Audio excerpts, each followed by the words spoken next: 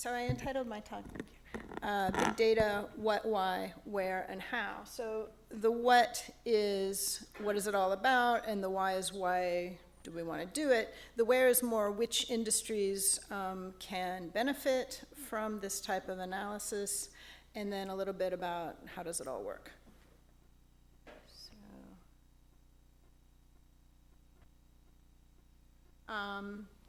Eric Schmidt made an astounding comment a few years ago, and I'll just read it. Every 2 days now, we create as much information as we did from the dawn of civilization up to 2003. So that is just a mind-boggling fact, and it's important to keep in mind. But what kind of data is this? So it's coming from so many different types and sources. So we have all kinds of RFID tags, everything from pets to baggage on an airline to FedEx packages are being tagged so that everybody knows at all times where their dog or their suitcase is. We have smartphones, not just with call logs, but also every time you open an app and connect with the app server, there's a data point there. We have queries going into Google, we have tweets, we have Facebook, and all kinds of financial data, just everything you can imagine. So one interesting aspect of all this is that about 80% of it is unstructured, which is in and of itself a challenge. So to make sense of it, you might want to consider, some kind of pre-processing to turn it into some kind of structured data as an option. And we'll talk more about that later. But I want to lighten things up momentarily, and I don't know how many people here are old enough to know who Lucille Ball is or have seen I Love Lucy, but there's a classic scene from the 1950s television show where she's working in a chocolate factory trying to keep up with the conveyor belt. So let's see if this works.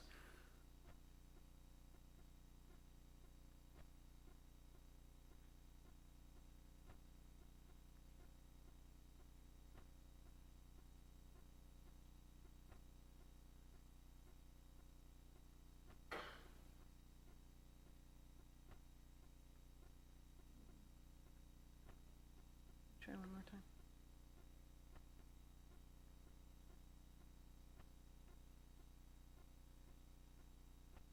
Oh, thank you.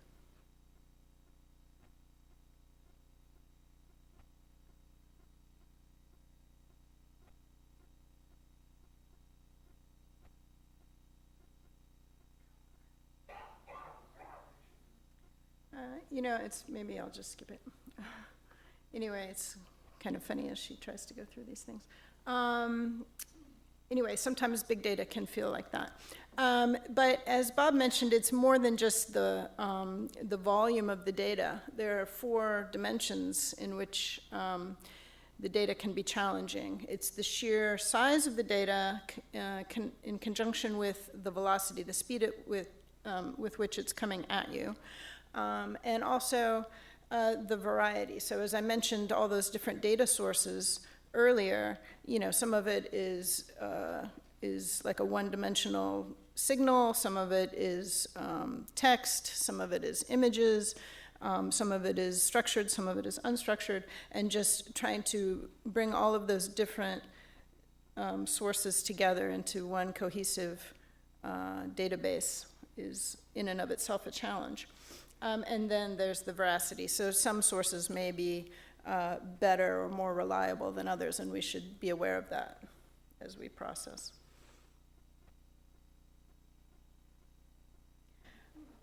So in terms of the landscape, big data, I found a definition online of what big data is, and it's data sets that are too large and too complex to manipulate or interrogate with standard methods or tools.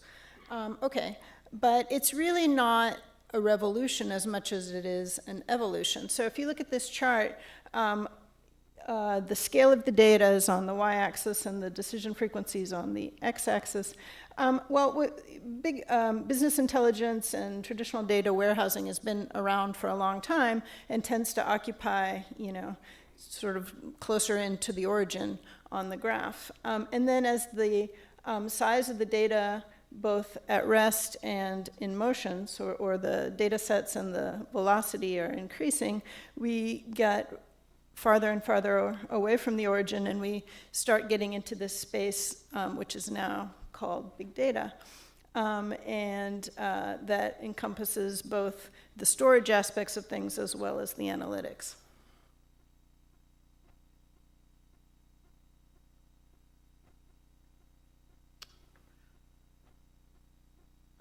So a few words about why this is important.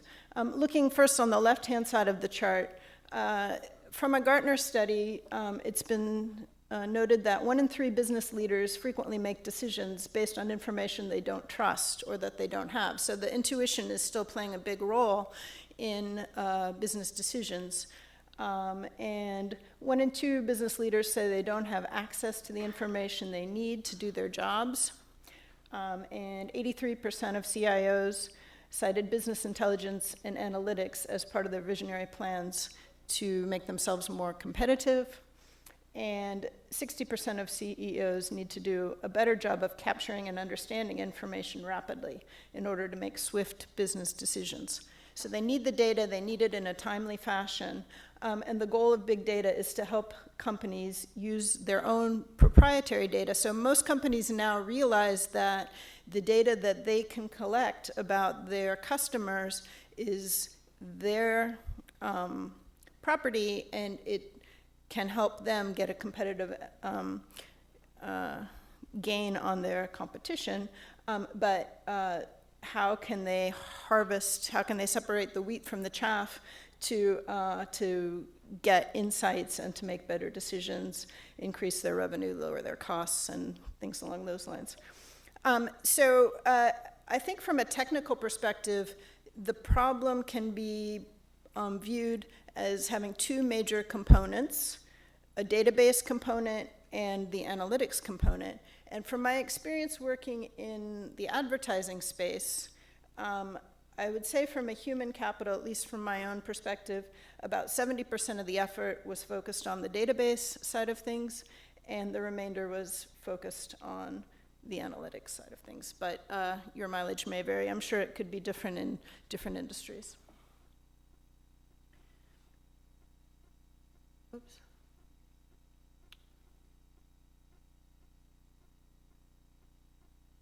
Okay, so this chart is about the databases.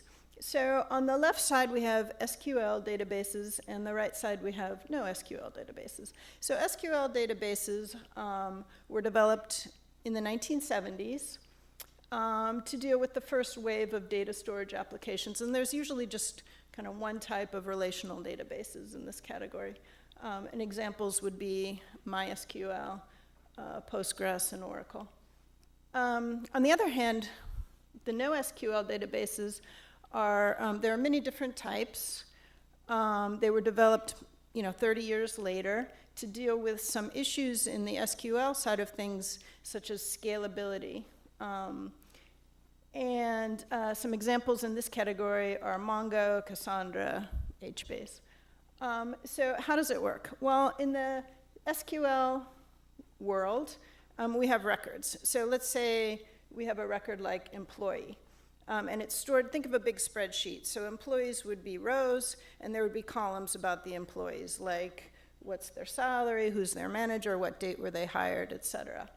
And then we might have another table, which is, offices, and we have, let's say a large company has a bunch of different locations, and those are stored in the offices table. So if you want to find the address of an employee, you go to the employee table, you find out what office he or she is in, then you go to the office table and you look up the address.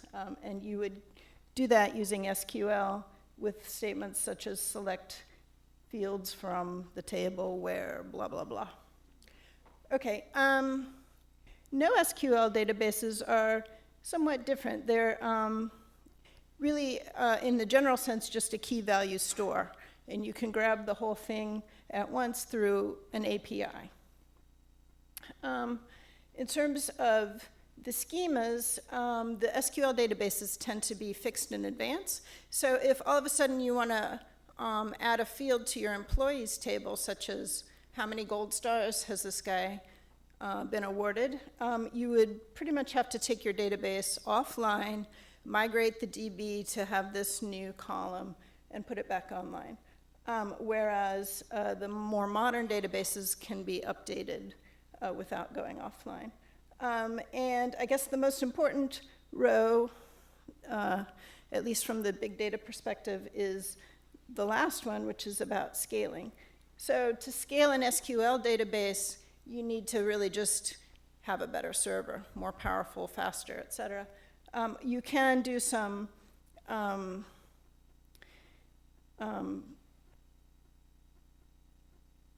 parsing and putting it on different servers, but then there's a lot of overhead, so it's not a huge win. Whereas with NoSQL databases, it's easier to replicate.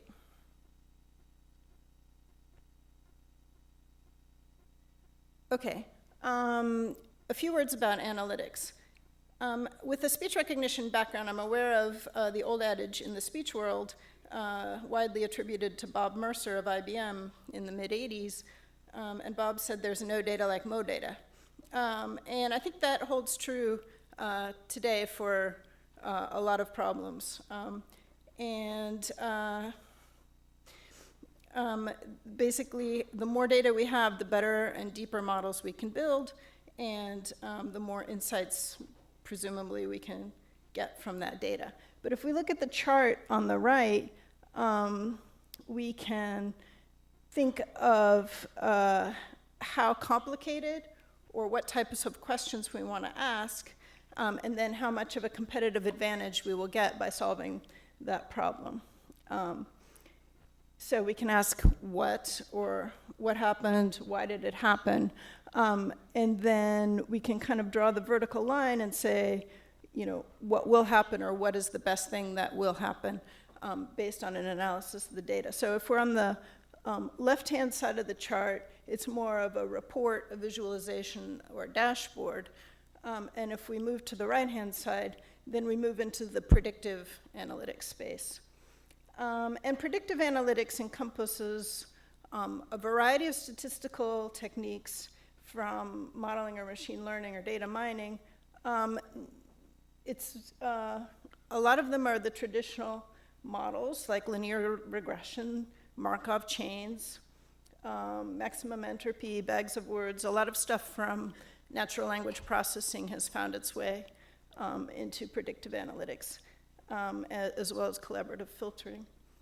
And it's interesting to note that it can be updated, the model can be updated, you know, nightly or something like that as a batch process, but it needs to be fast to evaluate the model if you want to keep up with the stream of data that's coming in.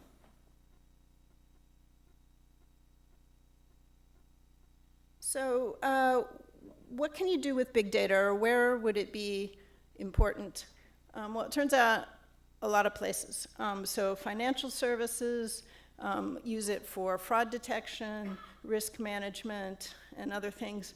Healthcare in terms of genomic analyses, disease surveillance, and other applications. Telecommunications, retail, and energy, law enforcement, digital media, lots of different places.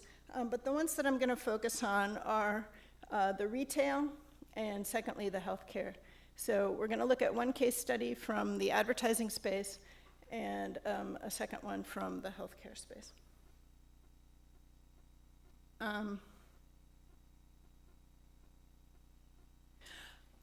So before I get into the advertising, I want to take an aside and explain how retargeting works in advertising. So basically, the idea is you have a person surfing the web, let's say shopping for a camera. So they visit some website and they're browsing around, and then they leave the site and they go to their mail on Yahoo, they check the Nick scores at ESPN, they go to CNN, and then while they're at CNN, they see a little ad for the camera that they had viewed on the other site. So if they're still interested in the camera, they click on that ad and they're returned to the original site. So that's what retargeting is, and it's one of the most powerful techniques currently used in advertising. So big data for advertising, often the input is something like a weblog, where we have users, the events are URLs, so it's the track of websites that they visited, each of which has a timestamp associated with it. Often there's pre-processing that goes on using natural language processing methods. So for example, we might want to classify the entire World Wide Web in terms of a taxonomy. So it could be a hierarchical taxonomy where there are, say, 25 or 30 categories of things that I know about, like music, sports, philosophy, et cetera. And then if I drill down, sports could be polo or NASCAR or baseball or soccer. And you can continue in that manner. So the idea then is also keeping in mind that time order might be important. So if I'm making travel reservations, I might first search for a flight, and after I finish booking my flight, I might look for a hotel, and after I book my hotel, I might look for a car. So if things work that way, then it's important to keep time in mind, because if now I'm looking at a hotel URL, I don't want to show the person ads for a flight because they probably already booked their flight. However, I might want to show them ads for other hotels or for cars because that's what's coming next. So maybe the model would be a Markov model where the last n nodes in the taxonomy can form the state. And as we go through the model, we know where we're going next. So the output then would be the recommendation of what the person's likely to click on next, or an ad which is relevant to that next state. And then how do we measure how we're doing? We can look at revenue, we can look at click-through rates, we can see how close we can come to the retargeting rate, or other metrics. So as a second example, which is something that I did some work on, is cross-screen tracking. So there are third-party companies, for example, Drawbridge and bu.edu, that claim to be able to track users across screens. So they gather some information about you on your laptop and then try to associate, so they know that, you know, based on your geography, the time of day that you visit certain sites, your zip code, other information, the browser version, lots of things that they can sniff while you're on the internet. Then they can try to build an associative model to say when this person is then later using an iPad or a phone or some other device, that I know it's actually the same person. And because that person visited Expedia on the web, I'm going to show that person a travel-related ad on their phone later. So that's the idea here. And looking at a case study of how Expedia used this technology, Drawbridge logs about 4 billion ad requests per day. And they have a model to associate various devices to the same household. So it looks at features like the time of day, internet usage behaviors, and so on to try to make those associations.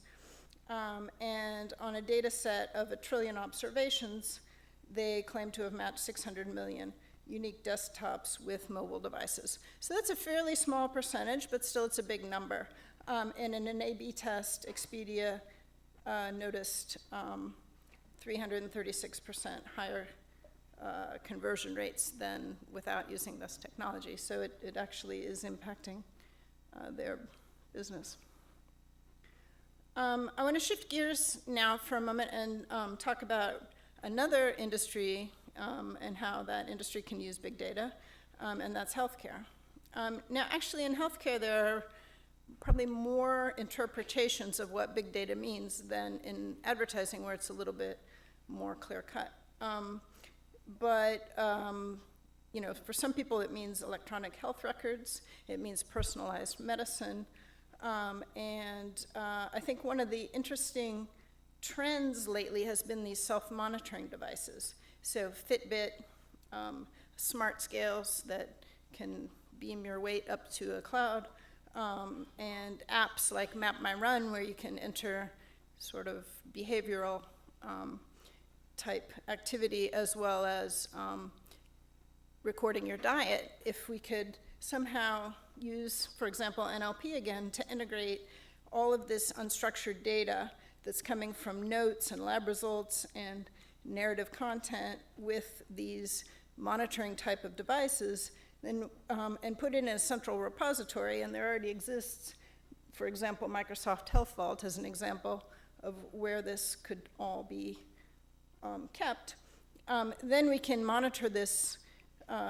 data set for making predictions about one's health and possibly determining a personalized regimen for how to improve the quality of one's life or how to improve one's health.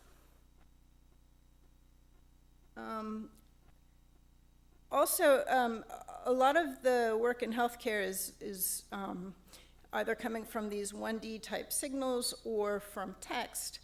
There hasn't been too much work on integrating images into all of this, but that's something that the startup company that I founded a few years ago looked at, which is we can also mine images and get additional information from those images.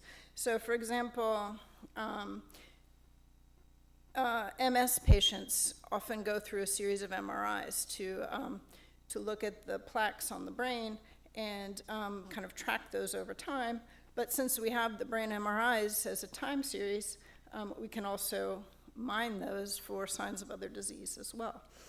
You can do the same thing with series of regular photos taken with ordinary digital cameras and analyze those for skin conditions like acne, rosacea, and psoriasis. And then you can, if you have access to the Health Vault data, you can couple those outcomes with diet, exercise, and other sources of information to maybe learn what triggers, for example, why someone had an acne breakout or things along those lines. In the healthcare space, though, there are some specific concerns. Privacy is a big one.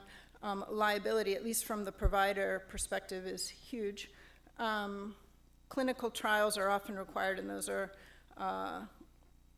for this sort of software to make it into the workflow, and those are expensive and take a lot of time to bring together, as do FDA approvals. So those are some of the speed bumps, I guess, to bringing big data to healthcare, which other industries may not have to deal with.